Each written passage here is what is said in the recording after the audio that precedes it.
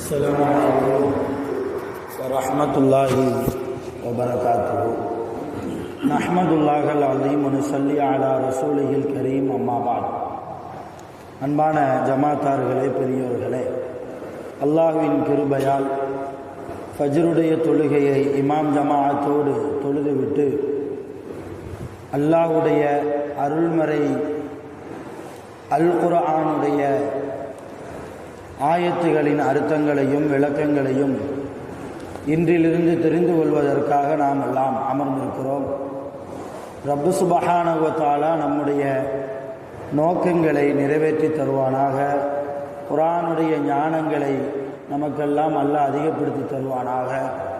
இன்றைய நாளை பரக்கத்தான நாளாக, அல்லாஹ்வுடைய ரஹ்மத்து நிறைந்த நாளாக, கெட்ட முடிவுகளை விட்டும், முசீபத்துகளை விட்டும், நோய் நொடிகளை விட்டும், ஆஸ்பத்திரி செலவுகளை விட்டும், ஷைத்தான்களுடைய தீங்குகளை விட்டும், பொறாமைக்காரர்களுடைய தீங்குகளை விட்டும் பாதுகாப்பு பெற்ற நாளாக அல்லாஹ் இந்த நாளை நமக்கு அமைத்து தருவானாக. ஆமீன். சங்கையானவர்களே, குர்ஆனில் 114 சூறாக்கள் இருக்கிறது. 6666 வசனங்கள் இருக்கிறது, ஆயத்துகள் இருக்கிறது.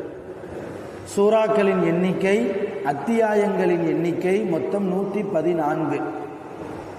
வசனங்களின் எண்ணிக்கை 6666 ஆயத்துகள் குர்ஆனில் இருக்கிறது. இன்ஷா அல்லாஹ் ஒவ்வொரு சூறாவாக அந்த சூறாவில் இடம்பெற்றிருக்கிற ஒவ்வொரு ஆயத்தினுடைய விளக்கங்களையும் அர்த்தங்களையும் நாம் தெரிந்து கொள்வோம். குர்ஆனில் இருக்கக்கூடிய முதலாவது சூரா சூரத்துல் ஃபாத்திஹா. நமக்கெல்லாம் தெரிந்த மிக பிரபல்யமான, சிறுவர்களுக்கு கூட தெரிந்த ஒரு சூரா அல்ஹம்து சூரா. தொழுகையில் அல்ஹம்து சூரா இல்லாமல் தொழுகை கூடாது. ரசூலுல்லாஹி ஸல்லல்லாஹு அலைஹி வஸல்லம் அவர்கள் சொன்னார்கள், லா ஸலாத்த இல்லா பி ஃபாத்திஹத்தில் கிதாப். ஃபாத்திஹா சூரா இல்லாமல் தொழுகை என்பது இல்லை என்று நபிகள் நாயகம் ஸல்லல்லாஹு அலைஹி வஸல்லம் அவர்கள் கூறிய ஹதீஸ் புகாரி, முஸ்லிம் போன்ற கிதாபுகளில் பதிவு செய்யப்பட்டிருக்கிறது. அப்போ ஒரு தொழுகையாளிக்கு தொழுகை கூட வேண்டும் என்றால் அல்ஹம்து சூரா கட்டாயம். நல்ல முறையில் ஒழு செய்து தக்பீர் கட்டி டைரக்டா குல்ஹுவல்லா சூரா ஓதுறாரு, ஒரு தொழுகை கூடுமா? கூடாது. டைரக்டா சூரத்துல் பக்ராவை எடுத்து ஓதுறாரு, தொழுகை கூடுமா? கூடாது என்பது மார்க்க சட்டம். அது ஆக ஒரு தொழுகைக்கு மிக மிக முக்கியமான ஒரு சூரா என்றால் அல்ஹம்துலில்லாஹி ரப்பில் ஆலமீன் அர் ரஹ்மானிர் ரஹீம் என்று ஆரம்பிக்கக்கூடிய குர்ஆனில் முதலாவது இருக்கக்கூடிய சூரா அல்ஹம்து சூரா. இந்த சூராவுக்கு நிறைய பேர் இருக்கிறது. ஃபாத்திஹா சூரா என்று ஒரு பேர் இருக்குது. உம்முல் குரா, உம்முல் குர்ஆன், குர்ஆனுடைய தாய் என்று ஒரு பேர் இருக்கிறது. இப்படி 70க்கும் மேற்பட்ட பெயர்கள் அல்ஹம்து சூராவுக்கு உண்டு. 70க்கும் மேற்பட்ட பெயர்கள். அல்ஹம்து சூராவிலே மொத்தம் 6 ஆயத்து இருக்குது. அல்ஹம்துலில்லாஹி ரப்பில் ஆலமீன் அர் ரஹ்மானிர் ரஹீம் மாலிகி யௌமித்தீன் இய்யாக நஅபுது வ இய்யாக நஸ்தஈன் இஹ்தினஸ் ஸிராத்தல் முஸ்தகீம் ஸிராத்தல் லதீன அன்அம்த அலைஹிம் கைரில் மக்தூபி அலைஹிம் வலல்லாலீன் என்று 6 வசனங்கள் இருக்கிறது. இந்த 6 வசனங்களுக்கும் சையதுனா அலி ரலியல்லாஹு தஆலா அன்ஹு அவர்கள் சொல்வார்கள், சூரத்துல் ஃபாத்திஹாவுக்கு மாத்திரம் 70 ஒட்டகங்கள் சுமக்கிற அளவுக்கு என்னால் விளக்கங்கள் எழுத முடியும். சுப்ஹானல்லாஹ். இந்த 6 வசனங்களுக்கு அலி ரலியல்லாஹுக்கு அல்லாஹ் கொடுத்த ஞானம். அவங்க சொல்றாங்க, அல்லாஹ் எனக்கு கொடுத்த ஞானத்தை வைத்து நான் அல்ஹம்து சூராவுக்கு விளக்கம் எழுத ஆரம்பித்தால் 70 ஒட்டகங்கள் சுமக்கிற அளவுக்கு என்னால் விளக்கங்களை எழுத முடியும். இப்போ எவ்வளவு விளக்கம் இருக்கும்? சூரத்துல் ஃபாத்திஹா அருமருந்து, அது நோய்க்கு மருந்து. சூரத்துல் ஃபாத்திஹா. ஒரு கூட்டம் ஒரு நாட்டுக்கு போனாங்க, இஸ்லாமிய கூட்டம், சஹாபாக்கள் கூட்டம். அந்த நாட்டினுடைய மன்னரிடத்தில் அந்த நாட்டில் தங்குவதற்கும் கொஞ்சம் சாப்பாட்டுக்கும் ஏற்பாடு பண்ணிட்டாங்கன்னு கேட்டாங்க சஹாபாக்கள். வரலாறு ரொம்ப பெருசு, நான் ரொம்ப சுருக்கமாக சொல்கிறேன். அப்போ அந்த நாட்டு மண்ணை சொல்லிட்டான், இருக்குது வேணால் இருந்துக்கோங்க, சாப்பாட்டுக்கெல்லாம் ஏற்பாடு பண்ண முடியாது. அது நீங்கள் தான் சமைச்சு சாப்பிட்டுக்கணும், அது உங்கள் பாடு. சரிங்கன்னு சொல்லி அந்த நாட்டில் ஒரு ஓரத்தில் ஒரு மண்டபம், அந்த மண்டபத்தில் தங்கிட்டு இருக்கிறாங்க சஹாபாக்கள். ஒரு நாள் அந்த மன்னனை ஏதோ ஒரு விஷ ஜந்து தாக்கி விட்டது. ஊரில் உள்ள எல்லா மருத்துவர்களும், சித்த வைத்தியர்கள், மருத்துவர்கள், நாட்டு வைத்தியர்கள் எல்லாரும் வந்து ட்ரீட்மெண்ட் கொடுத்து பார்க்குறாங்க. அரசர் பொழைக்கிற மாதிரி தெரியல. அப்ப அந்த அரசவையில் இருக்கக்கூடிய மந்திரிமார்கள் அரசன்ட்ட போய் அனுமதி கேட்குறாங்க. இந்த மாதிரி வெளியூர்ல இருந்து நம்ம ஊருக்கு வந்திருக்கிறாங்க அரபியர்கள், நம்மள்கிட்ட கூட இருக்க இடமும் சாப்பிட்றதுக்கு சாப்பாடும் கேட்டாங்களே, அவங்கள்ட்ட போய் ஏதாவது மருந்து வாங்கிட்டு வரவா, அவங்கள ஏதாவது விஷயம் தெரிஞ்சவங்க இருந்தால் கூட்டு வரவா. போய் கூட்டு வாங்குறான் மன்னர். நேராக வந்தாங்க சஹாபாக்கள் இடத்துல, வந்து விஷயத்தை சொன்னாங்க. அப்போ ஒரு சஹாபி எந்திரிச்சார், நான் வாரேன், நான் உங்க மன்னனை குணப்படுத்துறேன் என்று சொல்லி நேராக மன்னன்ட்ட வந்தாங்க.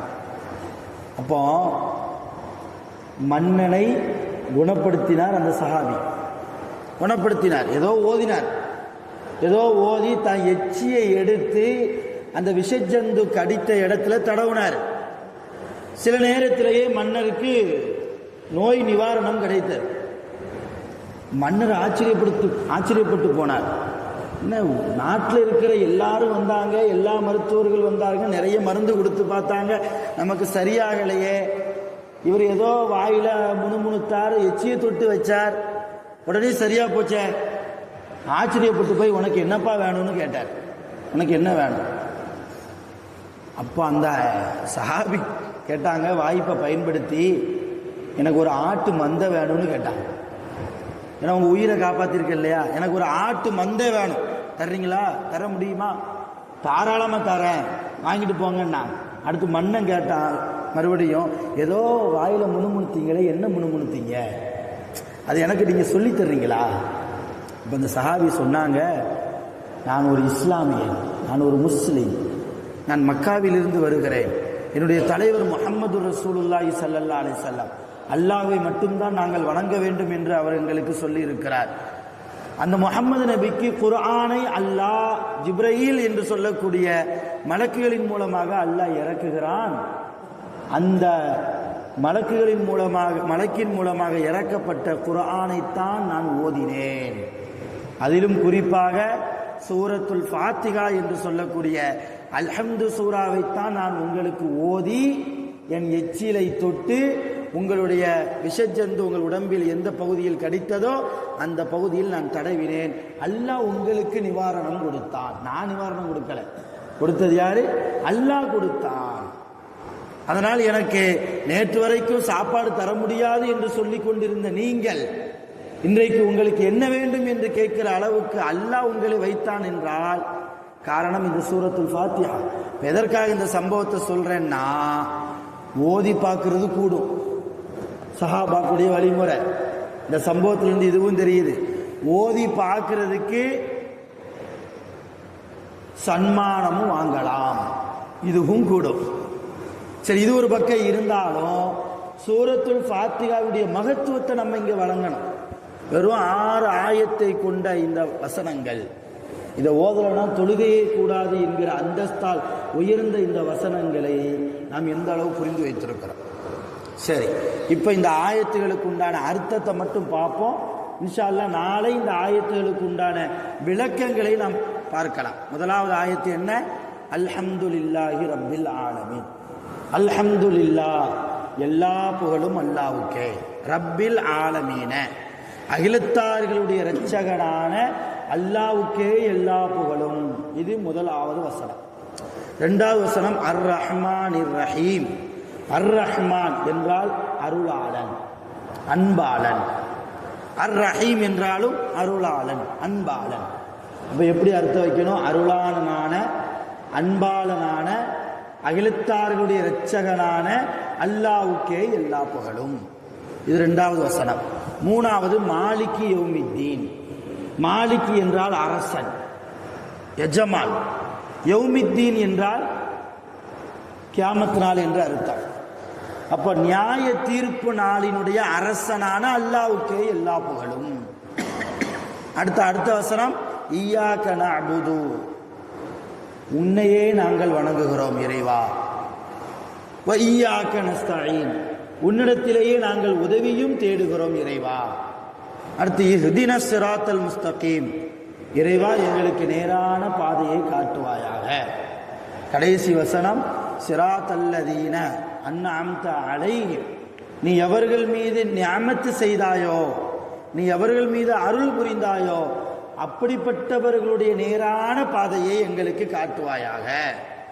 கைரில் மக்லூபி அலைஹிம் வலல்லாலீன், நீ எவர்கள் மீது கோபப்பட்டாயோ, நீ எவர்களை வழி தவற போகச் செய்தாயோ அப்படிப்பட்டவர்களுடைய பாதையை எங்களுக்கு காட்டிவிடாதே. நீ எவர்கள் மீது அருள் புரிந்தாயோ அந்த சீதேவிகளுடைய வழியை பாதையை எங்களுக்கு அருள் புரிவாயாக என்று இந்த ஆயத்துகளுடைய, இந்த சூரத்துல் ஃபாத்திஹாவில் இடம்பெற்றிருக்கிற ஆயத்துடைய அர்த்தமாக இருக்கிறது. இந்த ஆயத்துகளுக்கு நிறைய விளக்கங்கள் இருக்கிறது.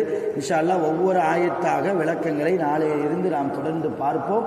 வல்ல ரஹ்மான் தொடர்ந்து நாம் குர்ஆனுடைய ஆர்வத்தை அதிகப்படுத்துவதற்கு அல்லாஹ் நமக்கு நசீபு செய்வானாக. நம்முடைய உடலிலே ஆரோக்கியத்தை அல்லாஹ் கொடுத்தருள் புரிவானாக. வாஹிரு தஅவானா அனில் ஹம்துலில்லாஹி ரப்பில் ஆலமீன். சுப்ஹானல்லாஹி வ பிஹம்திஹி, சுப்ஹானக்கல்லாஹும்ம வ பிஹம்திக், அஷ்ஹது அன் லா இலாஹா இல்லா அன்த, அஸ்தக்ஃபிருக வ அத்தூபு இலைக். ஆமீன். சுப்ஹான ரப்பிக ரப்பில் இஸ்ஸத்தி அம்மா யசிஃபூன், வ ஸலாமுன் அலல் முர்ஸலீன், வல்ஹம்துலில்லாஹி